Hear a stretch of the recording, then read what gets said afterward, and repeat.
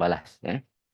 Ini sudah masuk minggu yang ketujuh saya membincangkan tajuk maklum balas ini kerana kepentingan maklum balas ini dalam proses pembelajaran anak-anak. Dan bila saya sebut maklum balas ni, maksudnya maklum balas ni bukan hanya melibatkan guru dan murid sahaja, dia boleh melibatkan banyak uh, pihak-pihak yang lain, yang terlibat dalam apa tu, dalam proses maklum balas itu nanti. Okey. Jadi saya harap nanti dalam perbincangan saya pada hari ini, saya nak uh, sentuh uh, pendapat seorang sarjana, nama dia Susan M. Rukhat. Susan ini telah menulis 2 buah buku khusus tentang feedback. Okay, how to give feedback to your students. Dia ada 2 edisi buku ini. Satu edisi 2008 dan satu lagi ialah edisi 2017. Jadi saya akan kongsikan buku beliau ini, edisi yang ke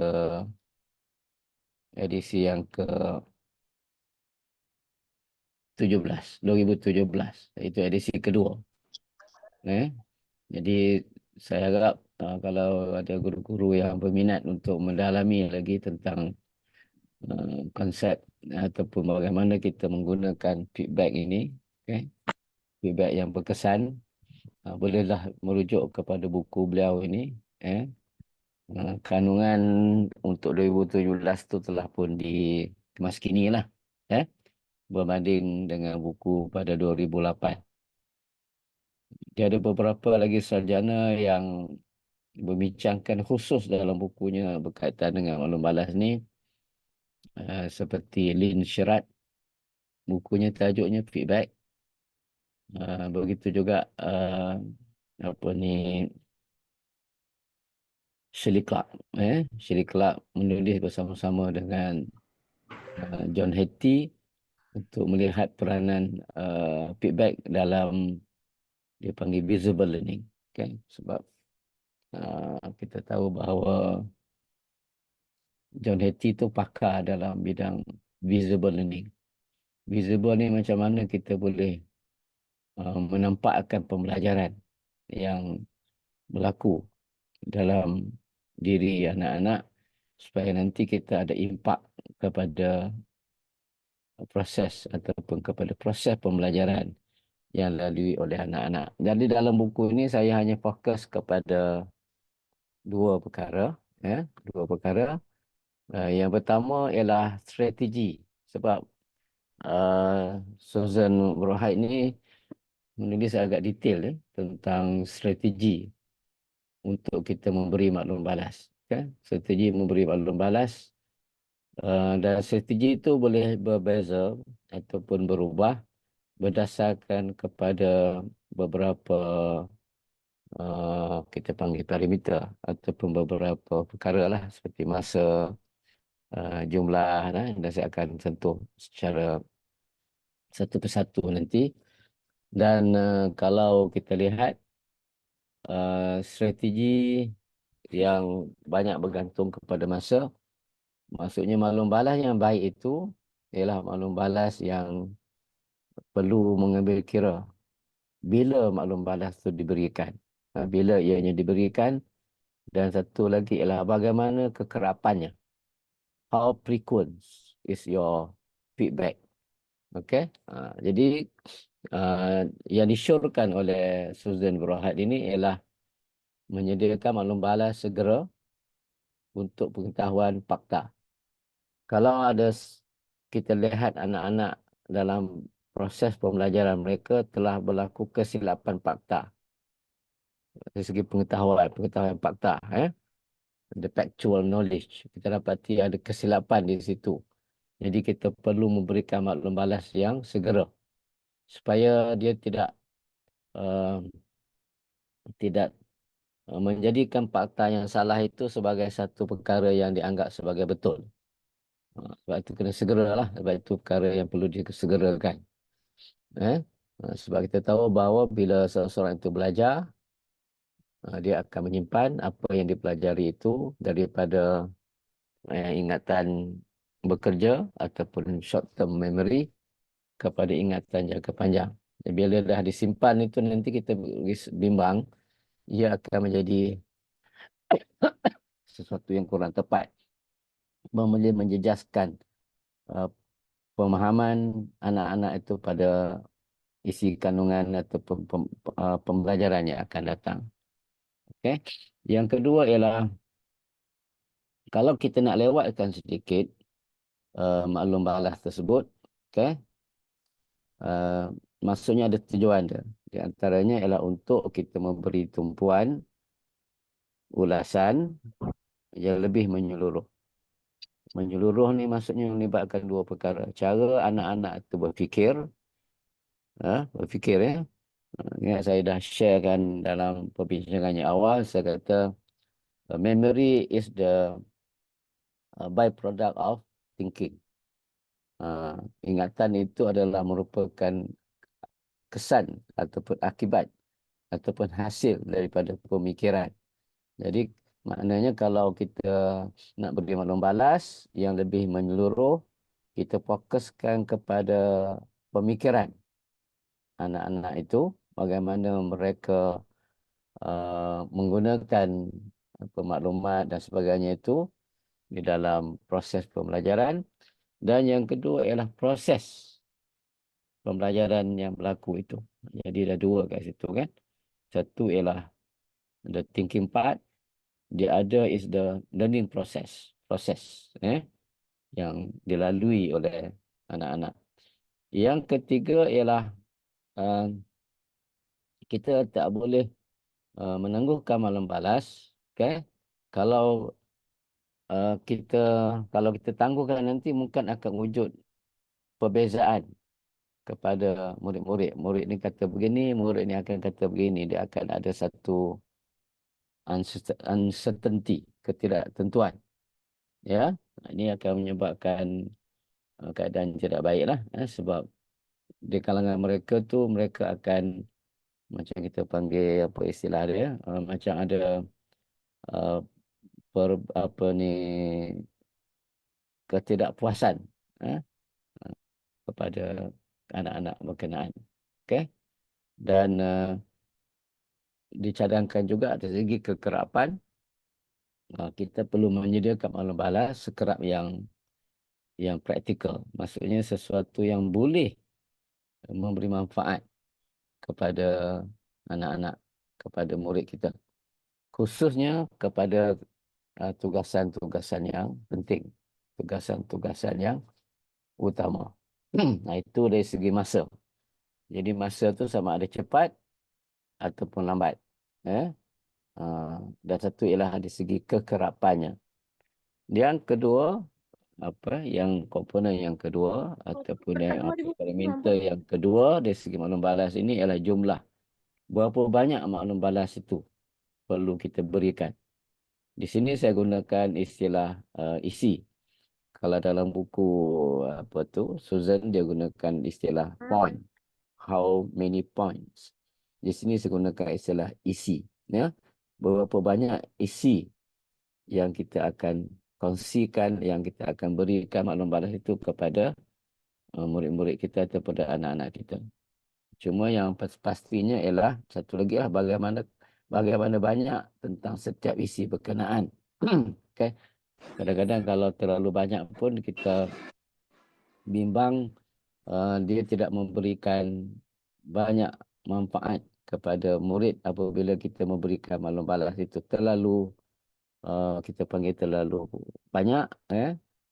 Mungkin mereka tak dapat nak fokus. Sebab tu dicadangkan di sini, utamakan yang penting. First thing first. Utamakan yang penting. Maksudnya kita perlu ada senarai keutamaan semasa memberi maklum balas. Kita memberi keutamaan kepada perkara-perkara yang penting dahulu. Yang kedua, kita mesti pilih isi konten yang berkait dengan hasrat pembelajaran yang utama. Ya, di situ juga ada kaitan dengan apa yang kita panggil priority lah. Ya, kita ada senarai keutamaan. Dan yang ketiga, yang perlu kita berikan perhatian, berikan pertimbangan ialah dari segi tahap perkembangan pembelajaran anak-anak. How the learning progression. Tahap itu. Dia punya the student learning progression. Tahap perkembangan pembelajaran anak-anak. Jadi, bila kita memberi maklum balas tu, anak-anak tahu setakat mana apa dia punya perkembangan pembelajaran. Okay. Khususnya kalau dia ingin kita kini bawa kepada tahap yang lebih apalah, lebih tahap penguasaan yang lebih tinggi. Itu yang seterusnya ialah di segi mood ya. Mood ni kaedah, cara, ya, metodologi. Jadi strategi maklum balas ini juga bergantung juga kepada mood yang kita gunakan ketika kita memberi maklum balas. Yang pertama, dari segi mood tu boleh dalam bentuk lisan, oral, dalam bentuk lisan. Kita sampaikan maklum balas itu menggunakan lisan. Macam kita berkata kepada anak-anak tu direct lah. Dan mungkin juga maklum balas tu boleh juga diberikan dalam bentuk tulisan. Kalau kita bagi dia satu tugasan dalam bentuk tulisan, biasanya kita akan menanda ataupun kita akan mencatat maklum balas itu pada halaman kerja yang telah disediakan oleh murid ya. Dicadangkan di sini supaya kita tuliskan pada helaian hadapan, helaian kulit tugasan itu. Supaya mereka dapat, supaya anak-anak terus beri fokus. Ya. Kalau tu kita tulis dekat dalam, mungkin dia tak nampak. Ya, kalau kita tulis kat luar tu, kita punya maklum balas itu terus mereka dapat melihat apakah maklum balas yang kita beri. Jadi kalau kita lihat di situ, cadangan yang dikemukakan ialah pertama, pilihlah mood yang terbaik untuk kita menyampaikan mesej. Mood ni pun banyak bergantung kepada persekitaran ataupun masa di mana maklum balas tu ingin dikongsikan. Jadi mood terbaik, maksudnya kita tahulah sama ada kita nak gunakan lisan, tulisan, ataupun kita nak menyampaikan dalam bentuk visual. Ataupun kita nak tunjukkan kepada mereka demonstrasi cara yang betul untuk melakukan sesuatu perkara itu. Sesuatu tugasan tersebut. Dan jadi itu yang pertama, kita pilih mood yang terbaik. Okay. Kadang-kadang bila kita lalu je dekat depan meja murid tu, kita bagi maklum balas kan. Kita bagi komen ataupun maklum balas pada mereka. Kalau itu mencukupi, okeylah. Kalau tidak, mungkin kita perlukan adakan satu perbincangan khusus. Dipanggil conference. Persidangan yang diperlukan. Mungkin kena panggil kumpulan ataupun anak itu secara individu. Kita fokus dalam perbincangan. Kalau perlulah. Ini bergantung, sebab tu dia kata bergantung kepada mood yang kita nak gunakan. Yang seterusnya maklum balas interaktif. Maksudnya kita berkomunikasi dengan anak-anak, bercakap dengan anak-anak itu adalah merupakan kaedah yang lebih baik, yang terbaik lah. Kalau mengikut Susan, dia kata inilah yang terbaik. Apabila boleh kita buat secara interaktif, berdepan, bersemuka, itu lebih baik. Ya. Yang seterusnya itulah beri secara bertulis. Ini saya sebutkan tadi lah. Kalau anak-anak tu membuat tugasan bertulis, biasanya kita akan mencatat maklum balas kita tu kepada mereka menggunakan apa itulah kita letakkan di depan halaman hadapan atas kulit tugasan berkenaan. Dan mungkin kadang-kadang ada di dalam, kalau katakan contoh dalam makmal ke, ketika membuat aktiviti-aktiviti yang berbentuk hands-on ya, mungkin mereka perlukan cara yang betul untuk melakukan sesuatu perkara. Itu cara yang paling baiklah melalui demonstrasi. Ya, mungkin dia nak tengok macam mana membuat sesuatu perkara itu dengan betul. Dan yang seterusnya ialah dari segi audiens ataupun sasaran itu. Jadi audiens maklum balas kita tu mungkin boleh bersifat individu ataupun bersifat kumpulan. Ataupun kita beri maklum balas tu pada semua anak-anak yang ada dalam kelas. Dia ada pro and con lah. Okay? Ada kadang-kadang ada keperluan juga kita buat secara kumpulan. Tapi kalau maksudnya kita boleh membuat maklum balas secara individu, okay, dia akan menghantar satu mesej kepada murid-murid kita bahawa guru menghargai pembelajaran saya. Maksudnya dia rasa diri dia dihargai. Ya, itu satu apalah, satu yang positif kalau kita memberikan maklum balas itu secara individu. Kalau kita berikan maklum balas itu dalam bentuk kumpulan ataupun kepada kelas keseluruhannya itu, dia ada fungsi dia juga kan. Fungsinya biasanya kalau maklum balas itu melibatkan satu tugasan yang melibatkan semua. Okey? Mungkin kita kena buat reteaching. Mengajar semula. Tugasan yang kita nak mereka laksanakan, mungkin kita dapati semua, kita dapati majoriti murid-murid kita tu melakukan kesilapan ataupun tidak dapat melaksanakan tugasan tu dengan baik. Mungkin itu adalah masa kita memberikan maklum balas kepada semua anak-anak di dalam kelas berkenaan. Jadi saya ingat saya apa dulu, berhenti setakat itu dulu. InsyaAllah pada perjumpaan akan datang saya akan terangkan sedikit tentang kandungan maklum balas, okay, yang dicarangkan oleh Susan. Uh, Tadi itu kita bincang dari segi strategi. Okay. Segi kandungan insyaAllah kita akan sentuh pada perjumpaan kita pada berdepan. Saya ingat dah pukul 3-5 minit ni saya berhenti setakat ni untuk memberikan ruang kepada cikgu membuat apa ni perkongsian yang seterusnya. Jadi saya serahkan kepada Puan Azidah. Ya, Assalamualaikum, salam sejahtera. Terima kasih banyak Dr. Mustafa atas perkongsian pada pagi ini berkaitan maklum balas kepada pelajar-pelajar. Saya juga teruja sebab dapat ilmu-ilmu baru setiap kali menyertai perkongsian CDL setiap minggu. Sebenarnya perkongsian daripada Dr. Mustafa dan juga rakan-rakan yang berkongsi perkongsian mereka pada setiap minggu. Baik, sebelum tu boleh saya tahu Cikgu Sasikala dah bersedia ke? Saya sudah bersedia. Boleh dengar? Boleh dengar. Suara saya boleh dengar tak? Boleh dengar. Puan ya? Puan ke? Ya, Cikgu saya dari Mira, Cikgu Sasikala. Okey. Kita berjumpa kembali. Ya. Assalamualaikum, selamat sejahtera, salam Malaysia Madani.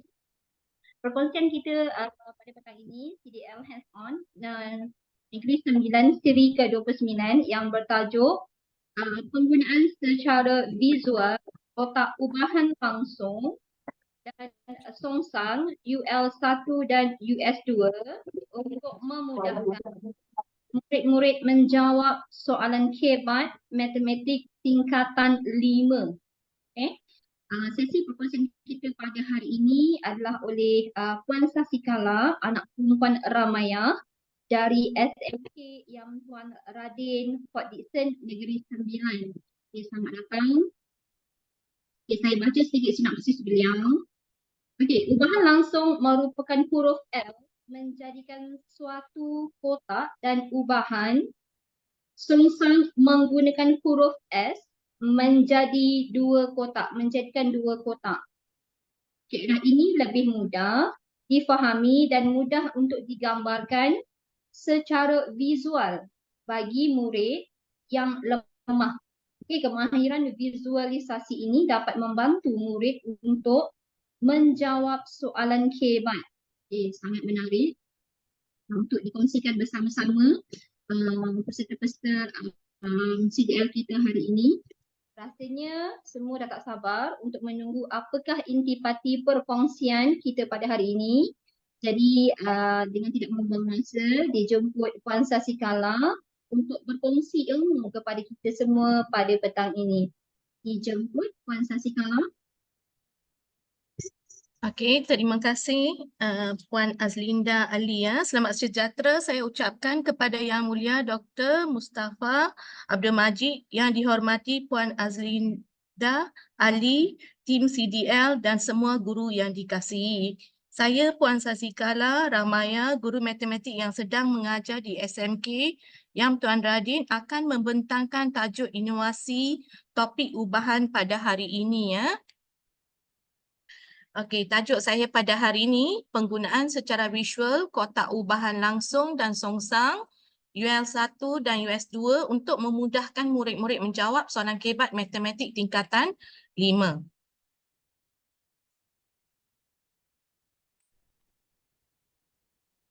Ubahan adalah salah satu tajuk yang akan dipelajari oleh murid dalam matematik tingkatan 5. Melalui pemerhatian di dalam kelas belakang, kebanyakan murid tidak memahami tajuk ini dan kebanyakannya perlu lebih banyak bimbingan.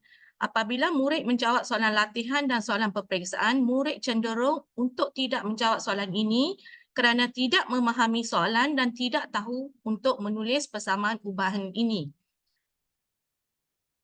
Okey, kalau kita tengok DSKP topik pertama ubahan tingkatan 5, hari ini saya akan cuba buat yang 1.4 menyelesaikan masalah yang melibatkan ubahan langsung, dan yang 1.23 untuk ubahan songsang menyelesaikan masalah yang melibatkan ubahan songsang. Okey, masalah yang saya hadapi, murid lemah suka untuk menghafal jalan kerja buku teks walaupun penerangan buku teks lengkap. Masalah yang saya alami bila saya selepas saya mengajar dan saya bagi latih tubi, apabila saya menanda kertas mereka, jalan kerja yang bercampur dan tidak teratur. Ini adalah contoh salah satu daripada skrip anak murid saya. Okey, objektif inovasi ini adalah untuk membantu murid lemah untuk memahami ubahan langsung dan ubahan songsang secara visual, memastikan murid dapat menulis jalan kerja dengan lebih sistematik dan tersusun, mengurangkan kecuaian ketika menulis jawapan terakhir. Okey, ini adalah contoh kotak ni yang saya buat untuk ubahan langsung. Saya langsung ni mula dengan huruf L. So L ni saya jadikan satu kotak di sini. Dan sini pun saya jadikan satu kotak. Ini Y berubah secara langsung dengan satu pemboleh ubah lah. Nanti kita akan tulis di sini. Dan selepas ubahan ini kita tukarkan dalam bentuk persamaan, Y sama dengan K, dan kita akan isi satu pemboleh ubah di sini ya. K di sini adalah satu pemalar. Okey, ini adalah yang saya laminate untuk pelajar supaya pelajar boleh menulis jalan kerja mereka atas kertas yang saya sudah laminate, dan kertas ini saya padam. Boleh? Ada soalan ke? Saya teruskan ya? Boleh juga, boleh. Boleh ya? Okey. Ini adalah langkah-langkah lah yang saya buat. Okey, guru. Sekejap.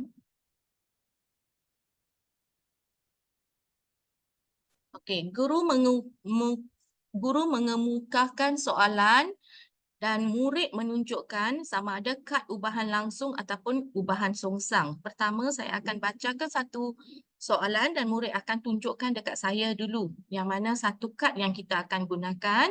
Selepas itu, murid mengisi kotak ubahan langsung dengan pemboleh ubah yang diberi di dalam soalan.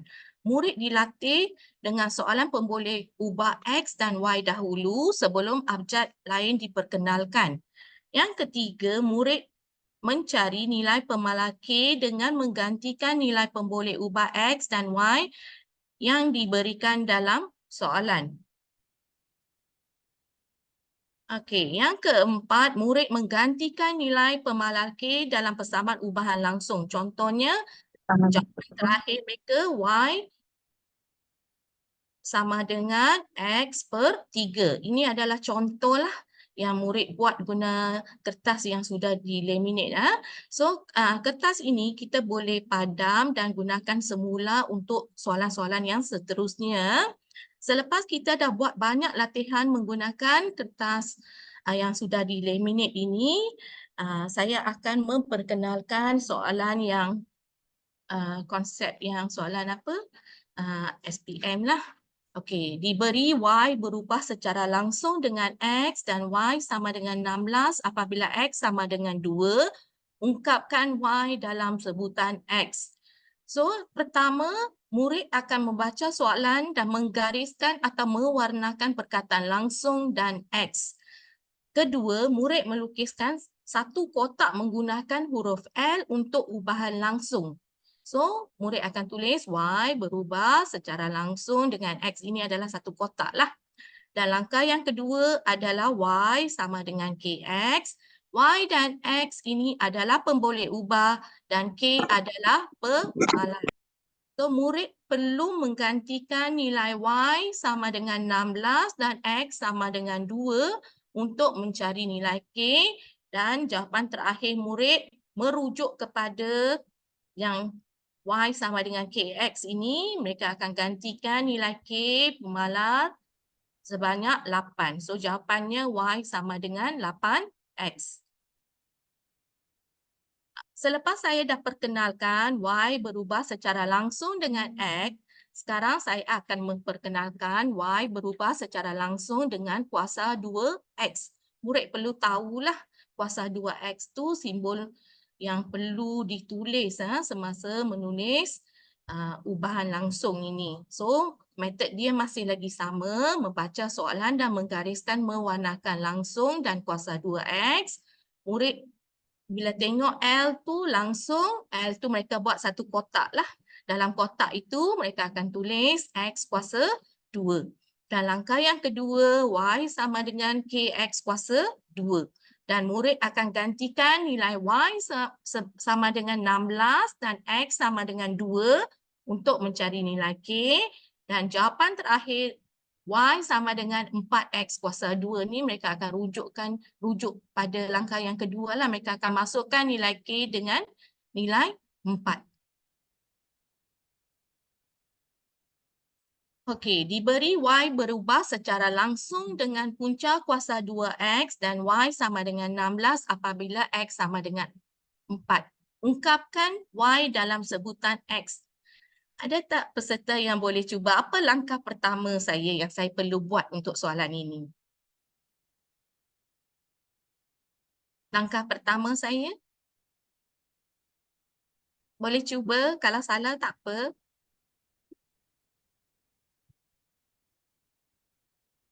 Ada respon? Langkah pertama selepas murid dah baca soalan ni, apa langkah pertama? Mereka akan ada tak respon? Atau saya teruskan? Okey, saya teruskan dulu. So, langkah pertama mereka membaca soalan dan mereka menggariskan atau mewarnakan perkataan langsung. Selepas itu, murid melukiskan murid melukis satu kotak menggunakan huruf L, dan di sini saya gunakan punca kuasa 2X. Saya mulakan dengan X dan yang kedua X kuasa 2, dan sekarang saya dah masuk punca kuasa 2X. So murid akan tulislah Y berubah secara langsung dengan punca kuasa 2X. L ni sebenarnya untuk membuat kotak di sini ya, satu kotak. So langkah yang kedua, Y sama dengan K punca kuasa 2X. Dan kita akan gantikan X sama dengan 4 dan Y sama dengan 16 untuk mencari nilai K. Dan selepas kita dah dapatkan nilai K, kita akan masukkan dalam langkah yang kedua ni. Y sama dengan 8 punca kuasa 2X. Okey, untuk cara penggunaan kotak ubahan songsang pun sama. Apa yang saya buat, disebabkan pelajar saya ni ada masalah. Sebab mereka baca, mereka faham soalan itu, tetapi kadang-kadang mereka keliru. Itu kategori yang pertama. Kadang-kadang murid saya boleh membaca, tetapi tidak faham maksud soalan itu. So, saya ambil kaedah S ini songsang. So, sini saya letak satu kotak hujung ini dan di sini saya letak lagi satu kotak lah. Sebab saya jadikan ia sebagai pecahan, pecahan yang ada atas dan bawah lah. Kita ada pengangka dan penyebut untuk pecahan. So bahagian bahagian atas ni pengangka dan bahagian bawah ni penyebut. Ini adalah kertas yang sudah dilaminate di mana pelajar boleh conteng di sini ya. Okey. So langkah-langkah penggunaan sama juga macam tadi. Yang pertama, guru mengemukakan soalan dan murid menunjukkan kad ubahan langsung atau ubahan songsang lah. So untuk topik ni sekarang ubahan songsang. So pelajar menunjukkan kad yang ada ubahan songsang. Kedua, murid mengisi kotak ubahan songsang dengan pemboleh ubah yang diberi di dalam soalan. Murid dilatih dengan soalan pemboleh ubah X dan Y dahulu sebelum abjad lain diperkenalkan. Murid mencari nilai pemalar K dengan menggantikan nilai pemboleh ubah X dan Y yang diberikan dalam soalan. Dan akhir sekali, murid menggantikan nilai nilai K atau nilai pemalar dalam persamaan ubahan songsang. So, contoh mereka akan dapatlah nilai Y sama dengan 3/X. So, X untuk songsang ni terletak di bawah. Untuk langsung, X ni akan berada di bahagian atas. So, kaedah yang kita gunakan adalah sama. Okey, ini diberi Y berubah secara songsang dengan X dan Y. Diberi Y berubah secara songsang dengan X dan Y sama dengan 16 apabila X sama dengan 2. Ungkapkan Y dalam sebutan X. Okey, so mereka akan gariskan ataupun highlight perkataan songsang dan X. So mereka akan buat dua kotak lah menggunakan hujung sini satu kotak dan hujung bawah ni lagi satu kotak. Dan mereka akan Y berubah secara langsung dengan X. X mesti terletak di bawah sebab songsang. Atas itu mesti nilai 1. Dan langkah kedua, Y sama dengan K darab 1/X. Nanti kita akan dapat K/X lah. Bila kita darab K darab 1/X, kita akan dapat K/X. Dan kita akan gantikan Y sama dengan 16 dan X sama dengan 2 untuk mencari nilai K dan jawapan terakhir adalah Y sama dengan 32/X. Dan untuk ubahan songsang juga saya akan buat langkah yang sama seperti ubahan langsung di mana sini saya perkenalkan kuasa 2X. Diberi Y berubah secara songsang dengan kuasa 2X dan Y sama dengan 16 apabila X sama dengan 2, ungkapkan Y dalam sebutan X. So masih sama lagi, murid akan membaca soalan dan menggariskan atau mewarnakan perkataan songsang dan kuasa 2X. Lepas tu, murid akan melukis dua kotak di hujung S ni, satu kotak di atas dan satu kotak di bawah. Dan kita akan dapat Y per 1, Y berubah secara songsang X kuasa 2 lah. Ini ungkapan dia. Dan langkah yang kedua, Y sama dengan K darab dengan 1 per X kuasa 2. K darab 1 per X kuasa 2, kita akan dapat K per X kuasa 2. Murid akan gantikan nilai pemboleh ubah X sama dengan 2 dan 16 dalam persamaan ini untuk dapatkan nilai pemalar K sebanyak 64. Dan jawapan terakhir adalah Y sama dengan 64 per X kuasa 2. Dan untuk songsang juga saya cuba naikkanlah dia punya taraf soalan itu bermula daripada X kuasa 2 dan sekarang punca kuasa 2X.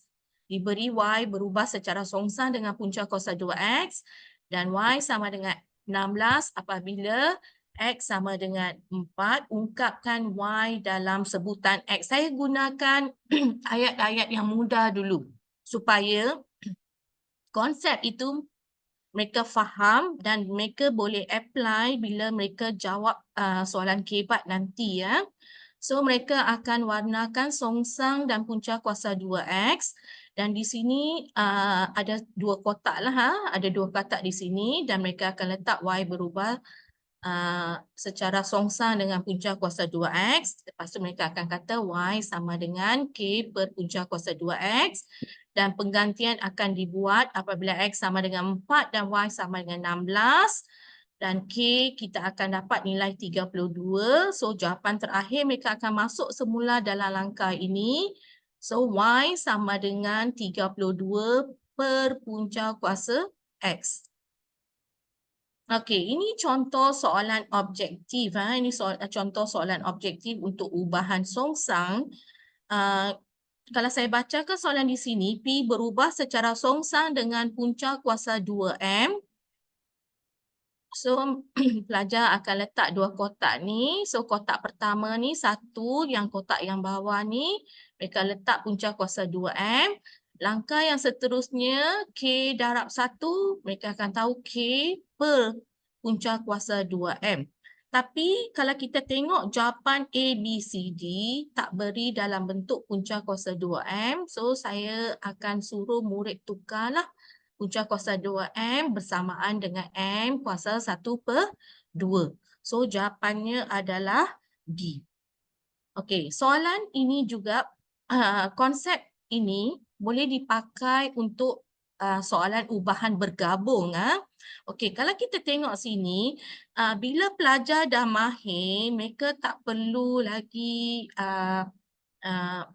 membuat langkah-langkah yang saya beritahu semasa inovasi tadi. Mereka terus boleh menjawab soalan.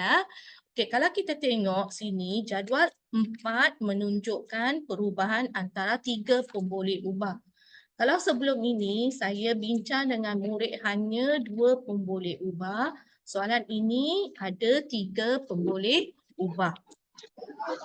X, Y dan Z. Diberi bahawa X berubah secara langsung dengan kuasa 2Y. Maksudnya kotak atas. X berubah secara langsung dengan kuasa 2Y dan berubah secara songsang dengan Z di bawah. Songsang mereka akan letak di bahagian bawah. Selepas dah dapat ini, mereka akan tengok jadual ini sebab sekarang mereka kena cari nilai M. Tetapi sebelum cari nilai M, mereka perlu cari nilai pemalar iaitu K. So, kita kena tengok nak guna lajur yang mana. Lajur yang lengkap lah. Lajur yang, maaf ya.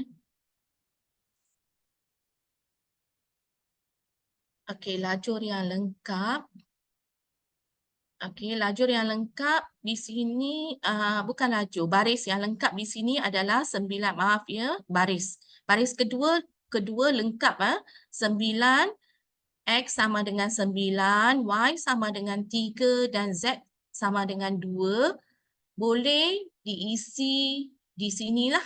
X adalah 9, Y 3 kuasa 2, Z sama dengan 2. apabila mereka membuat pengiraan, mereka akan dapat K sama dengan 2 dan mereka akan masukkanlah dalam persamaan itu ubahan bergabung iaitu X sama dengan 2Y kuasa 2 per Z.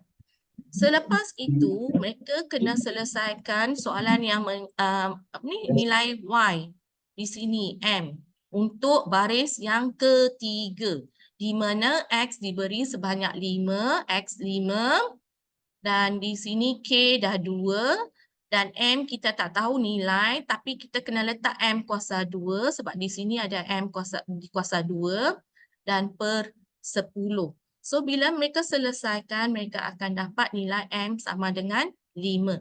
Sekarang masalah yang saya hadapi dalam kelas saya, inovasi ini saya buat untuk kelas saya sebab saya sebelum saya tengok jalan kerja mereka, bahagian yang step 1 dengan step 2 pun mereka tak buat dengan elok. Bila langkah-langkah ni dah teratur, bila mereka menggantikan nilai X sama dengan 5 dengan Z sama dengan 10 ni, M mereka boleh jawab dengan senang.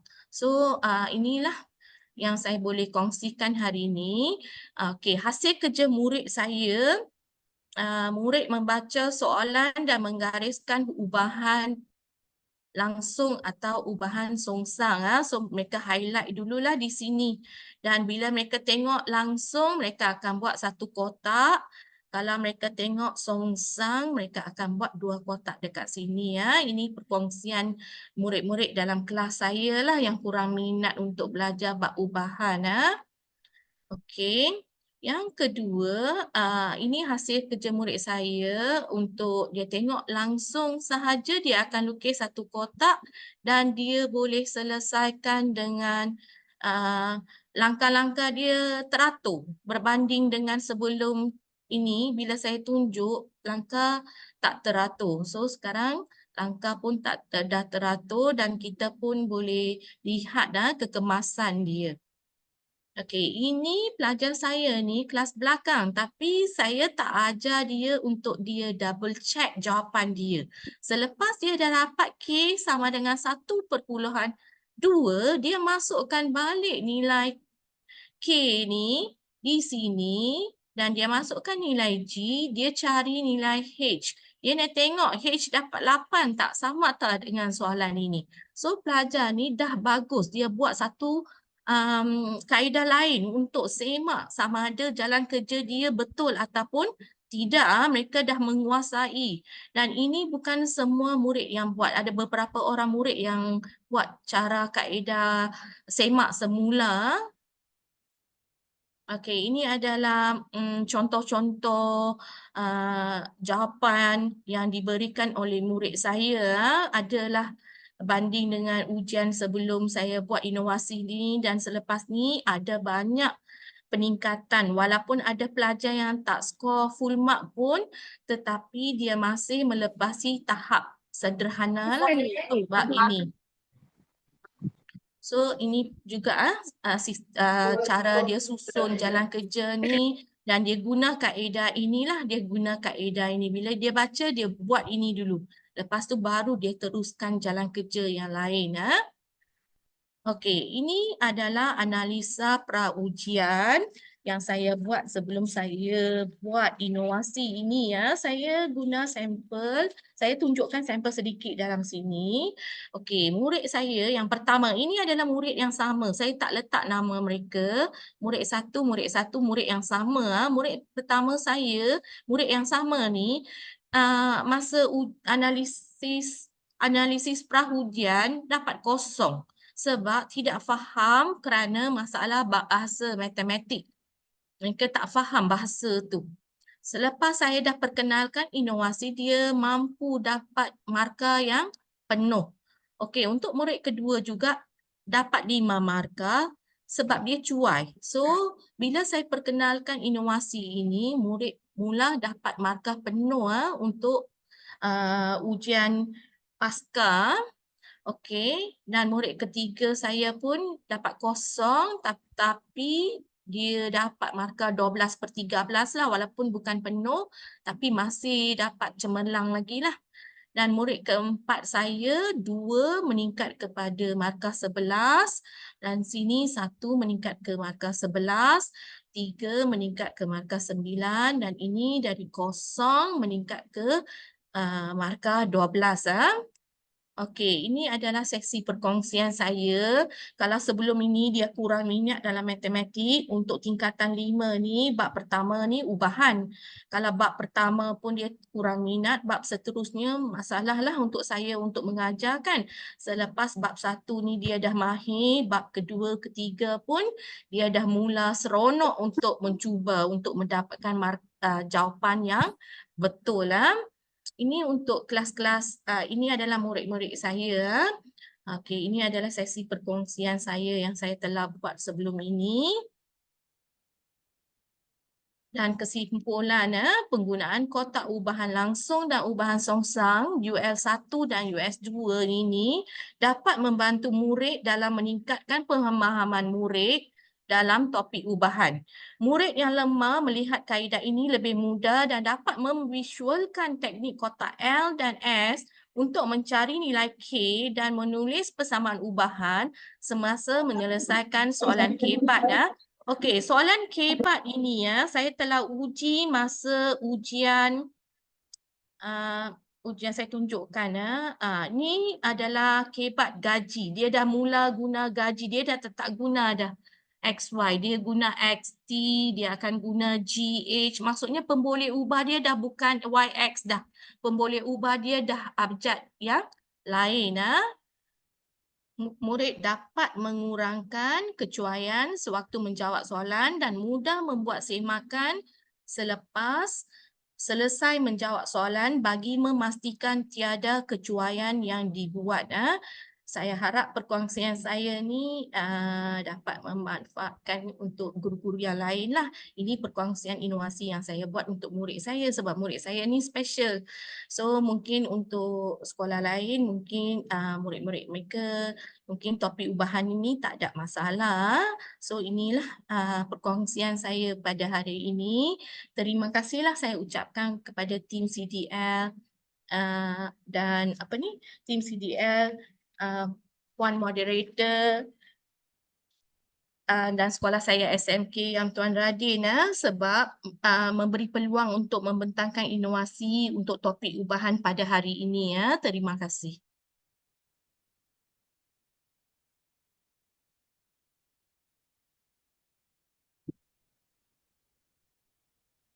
Okay, baik. Terima kasih diucapkan kepada Cikgu Sasikala. Cikgu Sasikala ingat saya? Saya ingat, sekarang saya dah ingat dah yang tolong saya. Okay, baik. Terima kasih atas perkongsian yang saya rasa sangat bermakna lah, terutamanya bagi mata pelajaran matematik tingkatan 5. Okey, Cikgu Sasikala, di sini kalau kita lihat di ruangan chatting, okey, cikgu mengucapkan tahniah kepada cikgu untuk perkongsian pada petang ini. Dan saya nak tanya, jika Cikgu Sasikala sudi untuk berkongsi teknik ini di sekolah-sekolah lain, macam mana cikgu nak dapatkan? Video hari ini boleh membantu mereka. Video yang tim CDL ni sangat membantu untuk mereka tengok balik recording itu. Kalau ada masalah boleh menghubungi saya di SMK Yam Tuan Radin lah. Baik, baik. Okey, bagi tim, link kehadiran rasanya kita sudah pun berada di akhir sesi. Saya harap tim teknikal dapat beri link kehadiran bagi sesi perkongsian pada hari ini. Boleh ke? Mungkin kita boleh, Cikgu Azrila, kita boleh ambil gambar. Saya share gambar minggu depan, baru saya sharekan link hadir. Minggu depan baru share link. Okey, baik. Sebelum tu, terima kasih Cikgu Sasikala. Saya ucapkan tahniah. Jadi saya mohon semua yang mengikuti sesi perkongsian pada petang ini untuk sama-sama buka kamera untuk sesi bergambar. Okey, mohon semua untuk buka kamera bagi sesi bergambar. Oke, insyaallah guru-guru yang hadir boleh buka kamera masing-masing. Alhamdulillah hari ini ramai sikit Ada 80 guru yang hadir. Terima kasih kerana mengambil peluang untuk hadir.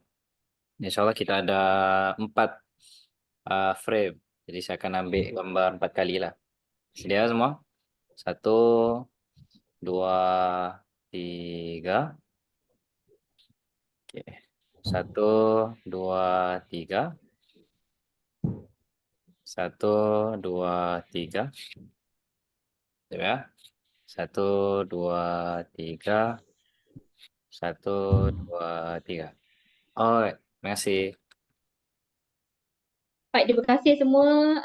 Semoga kita dapat berjumpa kembali pada sesi seterusnya pada minggu hadapan. Sehingga kita berjumpa kembali. Terima kasih semua.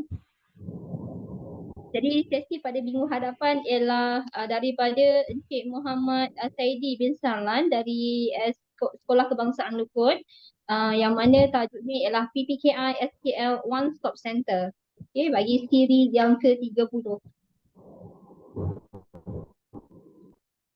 Baik, link kehadiran telah pun diberi dalam ruangan chatting kepada peserta-peserta.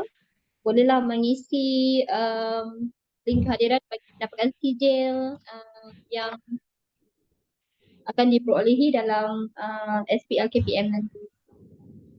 Encik Muhammad Izzuddin, kita dah boleh bersurai. So macam mana? Boleh. Okey, baik. Terima kasih semua yang hadir dan sila pastikan peserta telah pun menambil link kehadiran yang telah diberikan di ruangan chatting ya. Okey, terima kasih semua. Assalamualaikum dan selamat sejahtera.